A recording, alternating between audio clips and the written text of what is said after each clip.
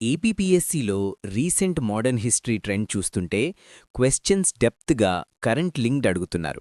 ఈరోజు మనం ancient Indian history, medieval Indian history మరియు ఆర్ట్ అండ్ కల్చర్ ఈ మూడింటిని ఎలా ప్రిపేర్ చేయాలి అని డిస్కస్ చేసుకుందాం.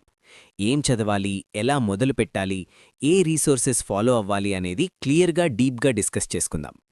ఈ వీడియో చూశాక మీరు పర్ఫెక్ట్గా హిస్టరీని ఎలా చదవాలో అనే ఒక క్లారిటీ వచ్చేస్తుంది. ఫస్ట్ సిలబస్ అర్థం చేసుకుందాం.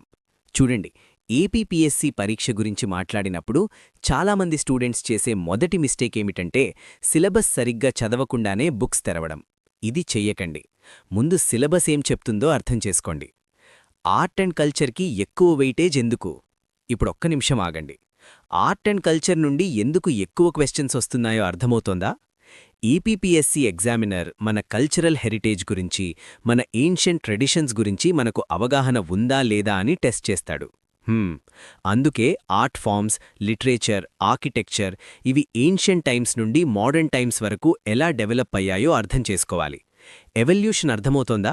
అంటే ఒక్కో పీరియడ్లో ఏమేమి మారింది అని. ఇది గుర్తుపెట్టుకోండి. అయితే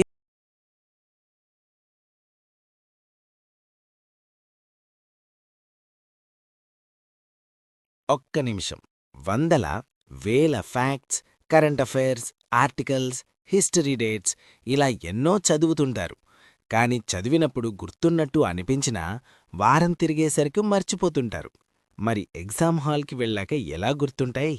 అందుకే మన స్కై అకాడమీలో మీరు మర్చిపోవాలన్నా మర్చిపోలేని మెమరీ హింట్స్ అండ్ ట్రిక్స్తో కోర్సులు డిజైన్ చేశాం. NCERT and standard text books నుండి డీకోడ్ చేసి హై అండ్ డెప్త్ వీడియోస్ ఇప్పుడు మీకు అందుబాటులో ఉన్నాయి. మీరు ఆర్ఆర్బీ, ఎస్ఎస్సి, బ్యాంకింగ్, ఏపీపీఎస్సి లేదా టీఎస్పీఎస్సి ఇలా ఏ ఎగ్జామ్కి ప్రిపేర్ అవుతున్నా సరే మన కోర్సులు మీకు పర్ఫెక్ట్గా సెట్ అవుతాయి. యాప్ లింక్ డిస్క్రిప్షన్లో ఉంది. ఇప్పుడే డౌన్లోడ్ చేసుకోండి. మీకు కావాల్సింది కేవలం చదువు చెప్పేవాళ్లు కాదు, గుర్తుండేలా డెప్త్గా చెప్పేవాళ్లు. సరే, ఇక టాపిక్ కంటిన్యూ చేద్దాం. అయితే ఒక విషయం కూడా చెప్పాలి. కొన్ని సంవత్సరాల్లో ఏన్షియంట్ హిస్టరీ నుండి ఒక్క క్వశ్చన్ కూడా రాలేదు. కొన్ని సంవత్సరాల్లో మిడివల్ నుండి రాలేదు. ఇది అన్ప్రెడిక్టబుల్గా ఉంటుంది. అందుకే భయపడి ఏమీ వదిలిపెట్టకుండా అట్లీస్ట్ బేసిక్ థీమ్స్ అన్నీ ప్రిపేర్ చేసుకోవాలి. ఏన్షియంట్ ఇండియన్ హిస్టరీలో ఫోకస్ చేయాల్సిన థీమ్స్. సరే, ఇప్పుడు ఏన్షియంట్ ఇండియన్ హిస్టరీలో ముఖ్యమైన థీమ్స్ చూద్దాం. ఒక్క నిమిషం. మొదటిది ఇండస్ వ్యాలీ సివిలైజేషన్. చూడండి, ఇక్కడ ఆర్కిటెక్చర్ మరియు టౌన్ ప్లానింగ్ మీద ఎక్కువ క్వశ్చన్స్ వస్తాయి. ఎందుకో తెలుసా? ఎందుకంటే ఇది ఇండస్ వ్యాలీ సివిలైజేషన్ యొక్క characteristic feature. Urban planning, drainage systems, granaries ఇవన్నీ చాలా ఇంపార్టెంట్. ఏపీపీఎస్సీ ఏ సైట్ గురించి అడుగుతుందంటే ఆ సైట్ నుండి ఏ ఆర్కియలాజికల్ ఎవిడెన్స్ వచ్చింది, ఆ సైట్ ప్రస్తుతం ఏ స్టేట్లో ఉంది, ఇవి చూస్తారు. అర్థమవుతోందా? రెండవది trade. Indus valley people were urban people, business oriented. అందుకే ట్రేడ్ సైట్స్ కూడా ఇంపార్టెంట్. వారి సొసైటీ ఎలా ఉండేది, రిలీజన్ ఏమిటి, ఇవి కూడా క్వశ్చన్స్గా వస్తాయి. మూడవది మౌర్యన్ ఎంపైర్. ఇక్కడ అశోకాస్ రాక్ ఎడిక్ట్స్ చాలా ఇంపార్టెంట్. ఇది గుర్తుపెట్టుకోండి. అశోక ఇన్స్క్రిప్షన్స్ మీద అతని పేరు ఎలా ఉందో, ఆ ఇన్స్క్రిప్షన్స్ ఏం చెప్తున్నాయో ఇవి చాలామంది మిస్ చేస్తారు. మీరు చెయ్యకండి. నాలుగవది గుప్తా ఎంపైర్. ఇక్కడ ఒక చాలా ఇంట్రెస్టింగ్ పాయింట్ ఉంది. గుప్తాస్ యొక్క వైశ్య ఆరిజిన్ ఉంది, అంటే వారు బిజినెస్ కమ్యూనిటీ. అందుకే వారి పాలనలో గోల్డ్ కాయిన్స్ ఎక్కువగా ఇష్యూ చేయబడ్డాయి. ఇలాంటి లాజికల్ కనెక్షన్స్ పెట్టుకుంటే ఎప్పటికీ ఫర్గెట్ అవ్వరు. ఒక డైనస్టీ యొక్క క్యారెక్టర్ అర్థమైతే ఆ డైనస్టీ అడిగే క్వశ్చన్స్ కూడా అర్థమవుతాయి. సిగ్నిఫికెంట్ ప్లేసెస్ ఎందుకింపార్టెంట్? చూడండి, ఏపీపీఎస్సీ ఏన్షియంట్ హిస్టరీలో సిగ్నిఫికెంట్ ప్లేసెస్ మీద చాలా క్వశ్చన్స్ వస్తాయి. ఇవి ఎందుకింపార్టెంట్ అంటే ఆ ప్లేసెస్ నుండి మనకు ఆర్కియలాజికల్ ఎవిడెన్స్ వచ్చింది. టెంపుల్స్, ఇన్స్క్రిప్షన్స్, పిల్లర్స్, కాయిన్స్ ఇవన్నీ ఆ ప్లేసెస్ నుండే దొరికాయి. క్వశ్చన్ ఎలా వస్తుందంటే ఆ ప్లేస్ ప్రస్తుతం ఏ స్టేట్లో ఉంది, అది బుద్ధిస్ట్ ష్రైనా, షైవైట్ ష్రైనా, జైన్ ష్రైనా అని అడుగుతారు. సరే, ఇది ప్రిపేర్ చేసుకునేటప్పుడు మ్యాప్స్ చూస్తూ చేయండి. మిడిఈవల్ ఇండియన్ హిస్టరీలో రికరెంట్ థీమ్స్. అచ్చా, ఇప్పుడు మిడిఈవల్ ఇండియన్ హిస్టరీ వైపు వెళ్దాం. ఇక్కడ కూడా ఏపీపీఎస్సీ డెఫినెట్ ప్యాటర్న్స్ ఫాలో చేస్తుంది. 4-5 థీమ్స్ ఉన్నాయి. వాటిని బాగా ప్రిపేర్ చేస్తే చాలు. మొదటిది ఢిల్లీ సల్తనేట్. ఇక్కడ మంగోల్ ఇన్వేజన్స్ చాలా ఇంపార్టెంట్. సుల్తాన్ పాలనలో మంగోల్స్ వచ్చారు, ఆ పీరియడ్ పొలిటికల్లీ ఎంత వల్నరబుల్గా ఉందో అర్థం చేసుకోవాలి. ఇరిగేషన్ వర్క్స్, ఆర్కిటెక్చర్ ఇవి కూడా ఢిల్లీ సల్తనేట్ పీరియడ్లో ఇంపార్టెంట్ థీమ్స్. టెక్నాలజికల్ చేంజెస్ కూడా ఇక్కడ అడుగుతారు. రెండవది భక్తి మరియు సూఫీ మూమెంట్. హమ్మయ్య, ఇది చాలా ఇంపార్టెంట్ చాప్టర్.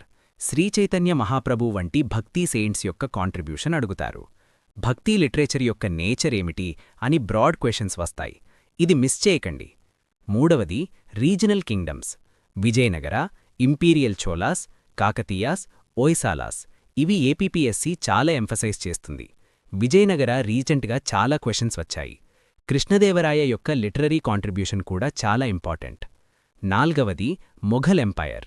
ఆర్కిటెక్చర్ మరియు పెయింటింగ్స్ మీద ఫోకస్ ఉంటుంది. స్కై అకాడమీతో మీ ప్రిపరేషన్ జర్నీ బెటర్ అవుతుందని ఆశిస్తున్నాను.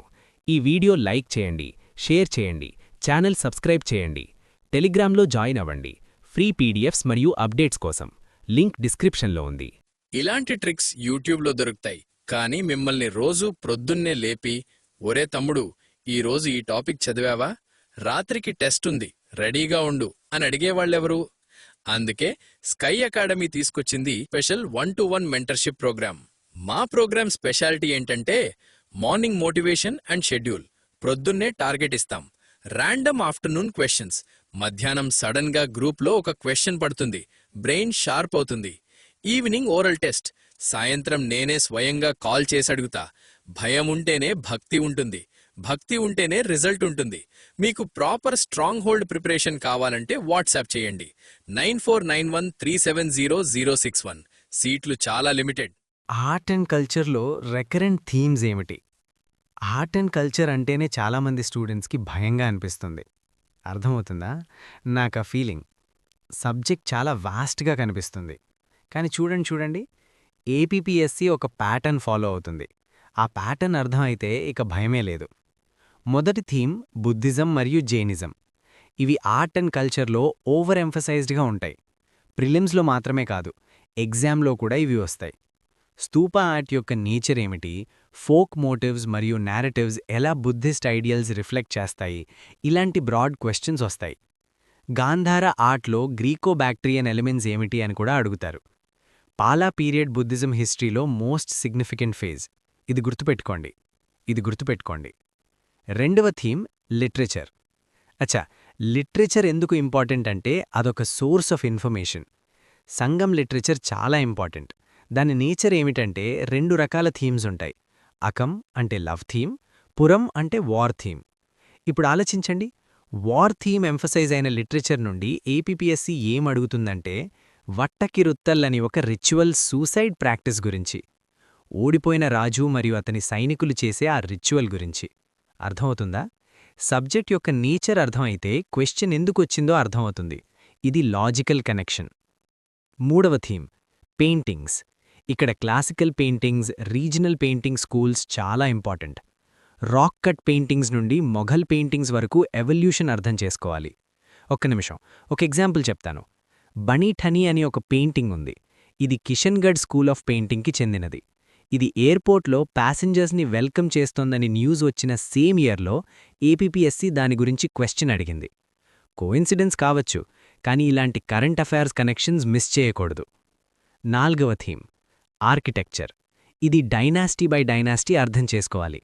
ఇండస్ వ్యాలీలో టౌన్ ప్లానింగ్, మౌర్యన్ పీరియడ్లో రాక్ కట్ కేవ్స్ మరియు ప్యాలెసెస్, గుప్తా పీరియడ్లో నాగరా స్టైల్ టెంపుల్ ఆర్కిటెక్చర్, మిడీవల్లో Indo Islamic architecture, Mughal architecture, మోడర్న్లో కలోనియల్ ఆర్కిటెక్చర్, ఇలా ఎవల్యూషన్గా చూడాలి. ఇది గుర్తుపెట్టుకోవాలి. ఐదవ థీమ్ డాన్స్ మరియు మ్యూజిక్. ఇక్కడ క్లాసికల్ డాన్స్ మరియు క్లాసికల్ మ్యూజిక్కి ఎక్కువ ఫోకస్ ఇవ్వాలి. యునెస్కో ఇంటాంజిబుల్ కల్చరల్ హెరిటేజ్ లిస్ట్లో రిజిస్టర్ అయిన ఇండియన్ ట్రెడిషన్స్ చాలా ఇంపార్టెంట్. జీఐ ట్యాగ్స్ కూడా ఇక్కడొస్తాయి. ఇంపార్టెంట్ టెంపుల్స్, కేవ్స్, స్తూపాస్ ఇవి కూడా క్వశ్చన్స్గా వస్తాయి. డైనాస్టీ అప్రోచ్ అంటే ఏమిటి? ఇప్పుడు ఒక చాలా ఇంపార్టెంట్ కాన్సెప్ట్ చెప్తాను. ఏపీపీఎస్సీ ఒక ఇంట్రెస్టింగ్ అప్రోచ్ ఫాలో చేస్తుంది. వారు డైరెక్ట్గా ఆర్ట్ అండ్ కల్చర్ థియోరీ అడగరు. డైనస్టీ ఇచ్చి ఆ డైనస్టీ యొక్క కాంట్రిబ్యూషన్ ఏమిటి అని అడుగుతారు. అర్థమవుతుందా? ఉదాహరణకు గుప్తాస్ ఇచ్చి వారి న్యూమిస్మాటిక్ ఆర్ట్ మరియు కాయినేజ్ హిస్టరీ అడుగుతారు. చోలాస్ ఇచ్చి ఇండియన్ హెరిటేజ్ అండ్ కల్చర్లో వారి కాంట్రిబ్యూషన్ ఏమిటి అని ఎంసీక్యూ ఆప్షన్స్ వేస్తారు. కృష్ణదేవరాయ ఇచ్చి ఆయన లిటరేచర్ మరియు లెర్నింగ్ని ఎలా పేటర్నైజ్ చేశారు అని అడుగుతారు. ఇది డైనెస్టీ అప్రోచ్. ఇది చాలా ఇంపార్టెంట్. ఒక ఎగ్జాంపుల్ చెప్తాను. ఇంపీరియల్ చోలాస్ ఎందుకు టెంపుల్ ఆర్కిటెక్చర్ మీద ఎక్కువ ఎంఫసిస్ ఇచ్చారు? ఎందుకంటే వారికి డివైన్ కింగ్షిప్ ఎస్టాబ్లిష్ చేయాలి, రాజుగా లెజిటిమసీ కావాలి. టెంపుల్ నిర్మించడం ద్వారా డివైన్ కనెక్షన్ చూపించారు. ఇలా లాజిక్ కనెక్ట్ అయినప్పుడు ఆ డైనెస్టీ గురించి ఏ క్వెశ్చన్ వచ్చినా ఆన్సర్ చేయగలరు. చెప్పగలరా ఇప్పుడు? ఈ కాన్సెప్ట్ అర్థమైందా? కరెంట్ అఫైర్స్తో ఇంటిగ్రేషన్ ఎలా చెయ్యాలి? అచ్ఛా, ఇప్పుడు చాలామంది స్టూడెంట్స్ మిస్ చేసే ఒక డైమెన్షన్ గురించి మాట్లాడదాం. ఏపీపీఎస్సీ క్వెశ్చన్స్ 2 రకాలుగా వస్తాయి. ఒకటి డైరెక్ట్ కరెంట్ అఫైర్స్ క్వెశ్చన్స్, రెండవది current affairs inspired static questions. Direct current affairs questions అంటే యునెస్కో వరల్డ్ హెరిటేజ్ సైట్గా రీసెంట్గా ఏ సైట్ ఇంక్లూడ్ అయ్యింది అని అడగడం. సింపుల్గా ఉంటుంది. కానీ ఇన్స్పైర్డ్ క్వెశ్చన్స్ అంటే ఉదాహరణ చూడండి. రామానుజ విగ్రహం హైదరాబాద్లో ఇనాగ్రేట్ అయ్యింది అని న్యూస్ వచ్చింది. తర్వాత ఏపీపీఎస్సీ ఏమడిగిందంటే రామానుజ టీచింగ్స్ ఏమిటి అని. కరెంట్ అఫైర్స్ గురించి కాదు, టీచింగ్ గురించి అడిగారు. అర్థమవుతుందా తేడా? మరొక ఎగ్జాంపుల్. న్యూ పార్లమెంట్ బిల్డింగ్ గురించి కాంట్రవర్సీ వచ్చింది. లయన్ ఫేసెస్ ఎలా డిపిక్ట్ చేయబడ్డాయి అని. అప్పుడు ఏపీపీఎస్సీ 64 యోగిని టెంపుల్ గురించి క్వెశ్చన్ అడిగింది. ఎందుకంటే మన పాత parliament building circular temple design నుండి ఇన్స్పైర్ అయింది. ఇలా కరెంట్ అఫైర్స్ లింక్ అర్థమైతే స్టాటిక్ ప్రిపరేషన్ మరింత మీనింగ్ఫుల్ అవుతుంది. సుజని ఎంబ్రాయిడరీ మీద న్యూస్ పేపర్ ఆర్టికల్ వచ్చిన తర్వాత ఏపీపీఎస్సీ దాని గురించి క్వెశ్చన్ అడిగింది. ఇలాంటి కనెక్షన్స్ మిస్ చేయకండి. న్యూస్ పేపర్ చదివేటప్పుడు కల్చరల్ ఆస్పెక్ట్కి స్పెషల్ అటెన్షన్ ఇవ్వండి. నోట్ చేసుకోండి. స్టాటిక్ ఆస్పెక్ట్ ప్రిపేర్ చేయండి. సోర్సెస్ ఏమి చదవాలి? సరే, ఇప్పుడు చాలా ప్రాక్టికల్గా మాట్లాడదాం. ఏ బుక్స్ చదవాలి, ఏమి వదిలిపెట్టాలి అని. ఒక్క నిమిషం ఆగండి, ఇది చాలా ఇంపార్టెంట్.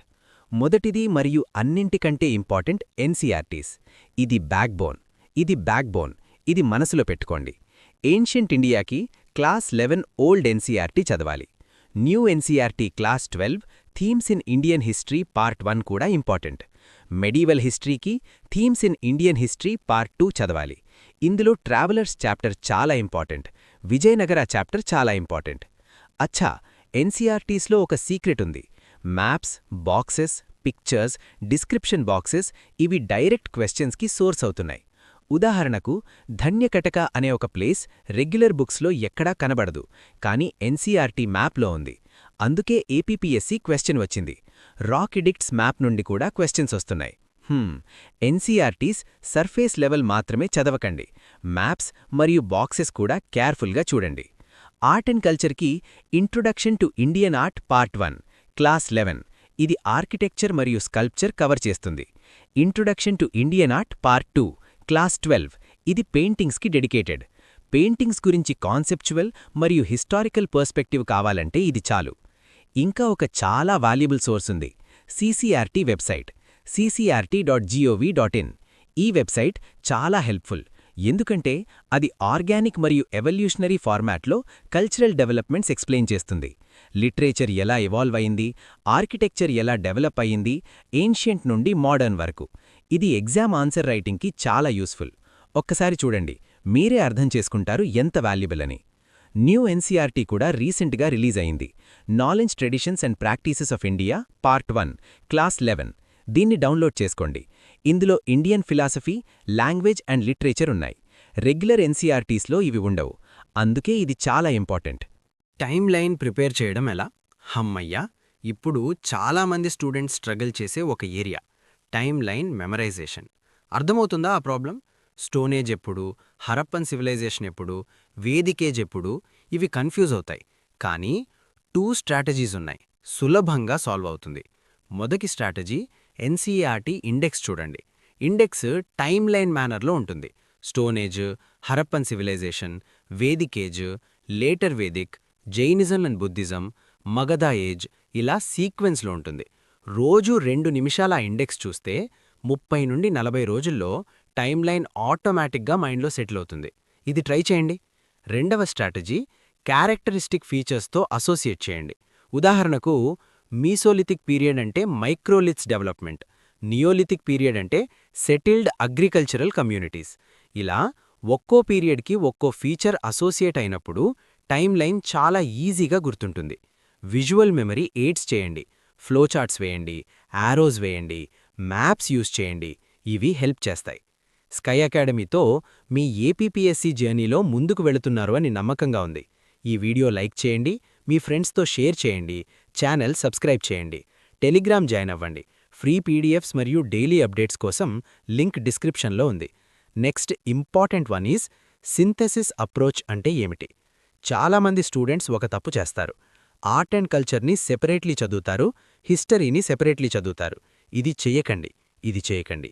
ఈ రెండూ ఒకదానితో ఒకటి డీప్లీ కనెక్టెడ్. అర్థమవుతుందా? బెస్ట్ అప్రోచ్ ఏమిటంటే ప్రతి డైనాసిటీ చదివేటప్పుడు 4 డైమెన్షన్స్తో చదవండి. మొదటిది పొలిటికల్ హిస్టరీ, రెండవది ఎకనామిక్ హిస్టరీ, మూడవది రిలీజియస్ హిస్టరీ, నాలుగవది కల్చరల్ డెవలప్మెంట్స్. ఇవి 4 కలిపి చదివినప్పుడే ఆ డైనాసిటీ యొక్క కంప్లీట్ పిక్చర్ అర్థమవుతుంది. ఉదాహరణకు చూడండి, విజయనగర ఎంపైర్ మరియు ఇంపీరియల్ చోళాస్. ఇంపీరియల్ చోళాస్ ఎందుకు టెంపుల్ ఆర్కిటెక్చర్ మీద ఎక్కువ ఫోకస్ చేశారు అని పార్ట్ 2లో చెప్పాను. అదే లాజిక్ విజయనగరకు కూడా అప్లై అవుతుంది. వారు తమ కింగ్డంలో కల్చరల్ పేట్రనేజ్ ఇచ్చారు, లిటరరీ ట్రెడిషన్ ప్రమోట్ చేశారు. ఎందుకంటే పొలిటికల్ లిజిటిమసీ కోసం. రాజుగా యాక్సెప్ట్ అవ్వాలంటే డివైన్ కనెక్షన్ చూపించాలి, లెర్నింగ్ పేట్రనైజ్ చేయాలి.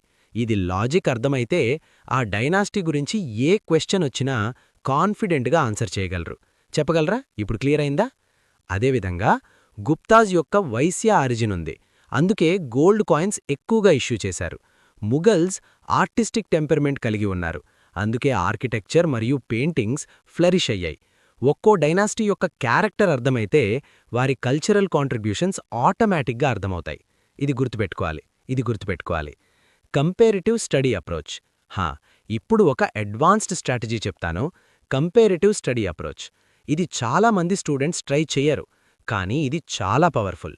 ఉదాహరణకు మౌర్యాస్ ఎలా ఉన్నారు, గుప్తాస్ ఎలా ఉన్నారు, వారు ఒకలాని నుండి ఒకటి ఎలా డిఫరెంట్గా ఉన్నారు, సంగం చోళాస్ మరియు నార్త్ ఇండియన్ డైనాసిటీస్ మధ్య తేడా ఏమిటి, ఇలాంటి కంపారిజన్స్ చేయగలిగితే ఆన్సర్స్ మరింత స్ట్రాంగ్ అవుతాయి. అదేవిధంగా క్రొనలాజికల్ కంపారిజన్ కూడా ఇంపార్టెంట్. వేరువేరు డైనాసిటీస్ సేమ్ పీరియడ్లో డిఫరెంట్ రీజియన్స్లో ఎలా ఎగ్జిస్ట్ అయ్యాయి అని అర్థం చేసుకోవాలి. ట్రైపార్టైట్ స్ట్రగుల్ గురించి చెప్పాను పార్ట్ 1లో. రాష్ట్రకూతాస్, పాళాస్, గుర్జరా ప్రతిహారాస్ ఇవి సేమ్ పీరియడ్లో కాంపిటీషన్లో ఉన్నాయి. ఇది అర్థమైతే మిడీవల్ క్వశ్చన్స్ సులభంగా ఆన్సర్ చేయగలరు. చెప్పగలరా? ఇప్పుడు క్లియర్ అయిందా? క్రాస్ కల్చరల్ కంపారిజన్స్ కూడా ఇంపార్టెంట్. మ్యాసిడోరియన్ ఇన్వేజన్స్ వచ్చినప్పుడు కల్చరల్ ఇంపాక్ట్ ఏమిటి, గాంధారా ఆర్ట్లో గ్రీకో బ్యాక్ట్రియన్ ఎలిమెంట్స్ ఎందుకు వచ్చాయి, ఇవి అర్థమైతే హిస్టరీ మరింత ఇంట్రెస్టింగ్ అవుతుంది. ఎన్సీఈఆర్టీ బ్యాక్ క్వశ్చన్స్ ఎగ్జామ్స్కి సీక్రెట్ వెపన్. ఇప్పుడు ఒక సీక్రెట్ చెప్తాను. చాలామంది స్టూడెంట్స్ ఎన్సీఈఆర్టీ చాప్టర్స్ చదివి వదిలేస్తారు, కానీ చాప్టర్ బ్యాక్లో ఉన్న క్వశ్చన్స్ ప్రాక్టీస్ చేయరు. ఇది మిస్టేక్. ఎన్సీఈఆర్టీ బ్యాక్ క్వశ్చన్స్ మీద ఫోకస్ ఇవ్వండి. ఉదాహరణకు హరప్పన్ సిటీస్ ఎలా ప్లాన్డ్ అయ్యాయి అని ఎన్సీఈఆర్టీ బ్యాక్లో క్వశ్చన్ ఉంది. ఈ సంవత్సరం ఏపీపీఎస్సీ ఎగ్జామ్లో architectural features of Harappan cities అని డైరెక్ట్ క్వశ్చన్ వచ్చింది. మీరు ముందే ప్రాక్టీస్ చేసి ఉంటే ఆర్గనైజ్డ్ ఆన్సర్ రాసి ఉండేవారు. అర్థమవుతుందా ఈ అప్రోచ్ యొక్క power? Geographical factors ancient India develop అవ్వడానికి ఎలా హెల్ప్ చేశాయి అన్న క్వశ్చన్ కూడా ఎన్సీఈఆర్టీ బ్యాక్ నుండే ఇన్స్పైర్ అయింది. ఇవి ప్రాక్టీస్ చేస్తే ఎగ్జామ్లో కాన్ఫిడెంట్గా రాయగలరు. కామన్ మిస్టేక్స్ మీరు చేయకండి. ఇప్పుడు చాలామంది స్టూడెంట్స్ చేసే కామన్ మిస్టేక్స్ గురించి మాట్లాడదాం. ఇవి చాలా ఇంపార్టెంట్. ఇవి మిస్ చేయకండి. మొదటి మిస్టేక్ కల్చర్ని ఐసోలేషన్లో చదవడం. చాలామంది కల్చర్ సపరేట్లీ చదువుతారు, హిస్టరీ సపరేట్లీ చదువుతారు. ఇది రాంగ్ అప్రోచ్. డైనెస్టీ అప్రోచ్తో ఇంటిగ్రేట్ చేయాలి అని మనం డిస్కస్ చేశాం. రెండవ మిస్టేక్ కరెంట్ అఫైర్స్ ఇగ్నోర్ చేయడం. స్టాటిక్ ప్రిపరేషన్ మాత్రమే చేసి కరెంట్ అఫైర్స్ మిస్ చేస్తారు. ఏపీపీఎస్సీ క్వశ్చన్స్ 2 టైప్స్లో వస్తాయి అని చెప్పాను. డైరెక్ట్ కరెంట్ అఫైర్స్ మరియు ఇన్స్పైర్డ్ కరెంట్ అఫైర్స్ రెండింటికీ ప్రిపేర్ అవ్వాలి. News paper, cultural articles miss చేయకండి. మూడవ మిస్టేక్ రాంగ్ ఆప్షన్స్ ఇగ్నోర్ చేయడం. ప్రీవియస్ ఇయర్ క్వశ్చన్స్ ప్రాక్టీస్ చేసేటప్పుడు రాంగ్ ఆప్షన్స్ కూడా కేర్ఫుల్గా చూడండి. ఏపీపీఎస్సీ పేపర్ సెట్టర్ రాంగ్ ఆప్షన్లో కూడా హిస్టారికల్ రెలెవెన్స్ ఉన్న టర్మ్స్ యూజ్ చేస్తారు. ఆ రాంగ్ ఆప్షన్స్ ఫ్యూచర్ క్వశ్చన్స్ కావచ్చు. అర్థమవుతుందా ఈ పాయింట్ యొక్క ఇంపార్టెన్స్? 4వ మిస్టేక్ టైమ్లైన్ కన్ఫ్యూజ్ అవ్వడం. ఎన్సీఈఆర్టీ ఇండెక్స్ డైలీ చూడడం, క్యారెక్టరిస్టిక్ ఫీచర్స్తో అసోసియేట్ చేయడం ఇవి ఫాలో చేయండి. 5వ మిస్టేక్ ఎగ్జామ్లో ఓన్లీ కల్చర్ ఎక్స్పెక్ట్ చేయడం. మిడీవల్ హిస్టరీ నుండి, ఏన్షియంట్ హిస్టరీ నుండి కూడా డైరెక్ట్ క్వశ్చన్స్ వస్తాయి అని మనం చూశాం. అక్బర్ రిలీజియస్ పాలసీ మీదే డైరెక్ట్ క్వశ్చన్ వచ్చింది.